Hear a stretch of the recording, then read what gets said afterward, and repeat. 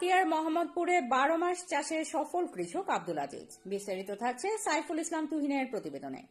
সবজির চাহিদা পূরণে কৃষিকাজকে জীবনের মূল অবলম্বন করেছেন হাতিয়ার মোহাম্মদপুর এলাকার কৃষক আব্দুল আজিজ। বছরের 12 মাসেই তিনি চাষ করছেন বিভিন্ন ধরনের সবজি ও ফলমূল, যা স্থানীয় বাজারে মেটাচ্ছে পুষ্টির চাহিদা এবং সরবরাহে রাখছে গুরুত্বপূর্ণ ভূমিকা।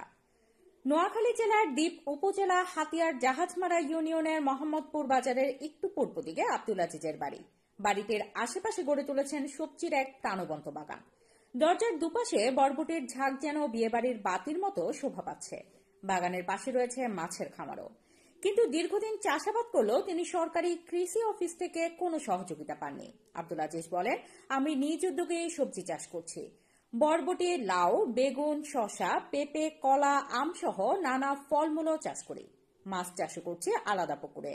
সরকারি সহযোগিতা পেলে আমার কাজ আরও বাড়াতে পারতাম। স্থানীয় যুবকদেরও এতে আগ্রহী করে তুলতে পারতাম। স্থানীয় বাসিন্দা নবির উদ্দিন বলেন, আজিজ ভাই একজন উদ্যমী মানুষ, নিজ উদ্যোগে এমন সুন্দর কৃষি গড়ে তুলেছেন। সরকার যদি সহযোগিতা করে তাহলে আরও অনেকেই কৃষির দিকে এগিয়ে আসবে। এ বিষয়ে জানতে চাইলে উপসহকারী কৃষি কর্মকর্তা নুরুদ্দিন বলেন, আমরা বিষয়টি শুনেছি, দ্রুত তার জমি পরিদর্শন করে প্রয়োজনীয় প্রশিক্ষণ ও কৃষি সহায়তা দেওয়া হবে। আব্দুল আজিজের মতো সফল কৃষকেরা যেন সরকারিভাবে স্বীকৃতি ও সহায়তা পান, এমনটাই প্রত্যাশা করছে স্থানীয়রা।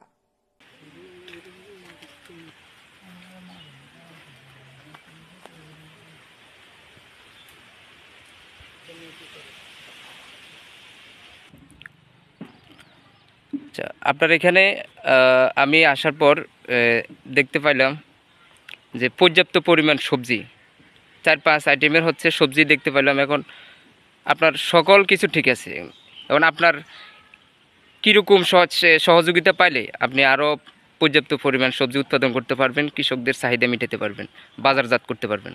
আমি কোনো সহযোগিতা হাইতেছি না। আমি কৃষি লাইনের তো বা সরকারি লাইনের তো কোনো কিছু আমি হাইতেছি না।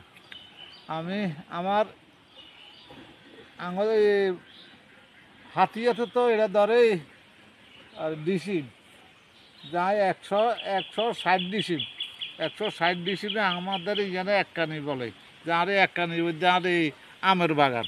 এই আমগুলো দেখো না, এই আমগুলো দেখো, আমার এই আমগুলো দেখো, আর এই আমের সব আর করলার খেতি আছে, লায়াসের খেতি আছে, কদুর লাউ খেতি আছে। লাউ তলা আমার এসব ফজর 4 ফজর আমার আর 4 ফজর।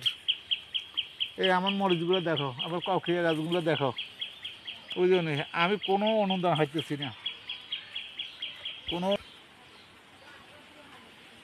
যে আর যে চাহিদা অনুসারে আর কোনো আমি কৃষি অফিসের বা সরকারের লাইনের তো আমি কোনো কিছু হাইতেছি না। যদি আমি হাইতাম আরও আমি অনেক কিছু উৎপাদন করতে পারতাম। আর আম হইতে, খেতিগুলো হইতে, করলা হইতে, লায়াস হইতে, কদু হইতে, এবং ওই যে মরিচ হইতে, আমরা সবগুলো আস্তে আস্তে দেখো, আমরা সবগুলো আস্তে আস্তে দেখো।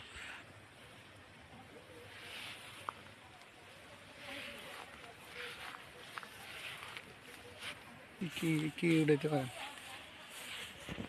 আপনার? কি কৃষি আপনার কি ওই কৃষি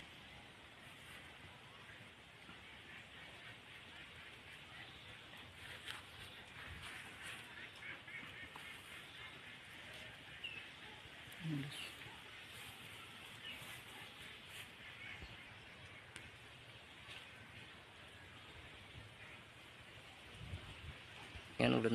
ধন্যবাদ।